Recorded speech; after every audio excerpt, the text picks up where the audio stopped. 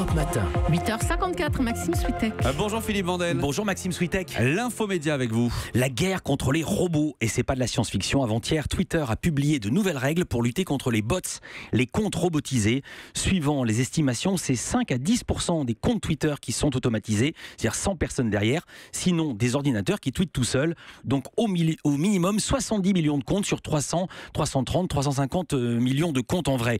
Le réseau social va modifier son interface de programmation et également une application qui permettait de gérer plusieurs comptes. Je dis ça pour les connaisseurs, ça s'appelle TweetDeck.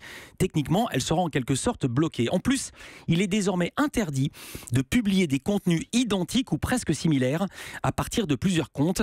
Ça s'applique aussi bien à la publication simultanée en vrac que programmée, c'est-à-dire le même message qui serait publié toutes les secondes au goutte à goutte. Également interdit l'utilisation de logiciels qui utilisent toute forme d'automatisation. Il y a quand même une exception en cas d'urgence, de catastrophe, pour faire une annonce au public, par exemple une inondation.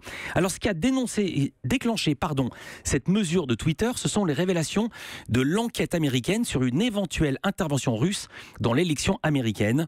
En janvier, Twitter avait révélé avoir repéré plusieurs dizaines de milliers de comptes de propagande russe. Autre conséquence de cette mesure, la fin des faux comptes érotiques avec des femmes, vous connaissez ça, avec des femmes dénudées et un prénom genre 3615, Martina, Founa, voire Josette parfois.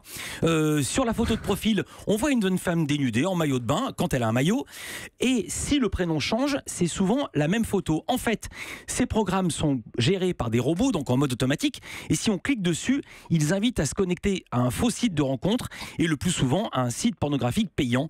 Le plus étonnant et le plus énervant, et c'est pour ça que ça vous concerne aussi Maxime et tout le monde, c'est qu'ils utilisent pour se faire repérer des hashtags populaires. Par exemple, ce matin, Bure, le site d'enfouissement des déchets. Bref, chacun ses déchets. Effectivement. Village Média dans une grosse demi-heure. Philippe, les invités ce matin ? Alors, la comédienne Michel Bernier qui lance une nouvelle série sur France 3, plutôt pas une nouvelle, la saison 3, mardi, et la journaliste Routel Krief qui avait recueilli l'interview de Laurent Wauquiez. On va l'interroger sur cette tendance. Pourquoi les hommes politiques en difficulté choisissent désormais BFM pour s'expliquer? Nicolas Hulot, Gérald Darmanin, Laurent Wauquiez et d'autres. Réponse à 9h30. Réponse à 9h30 avec vous Philippe Vandel pour le Village Média. Merci Philippe. Europe 1.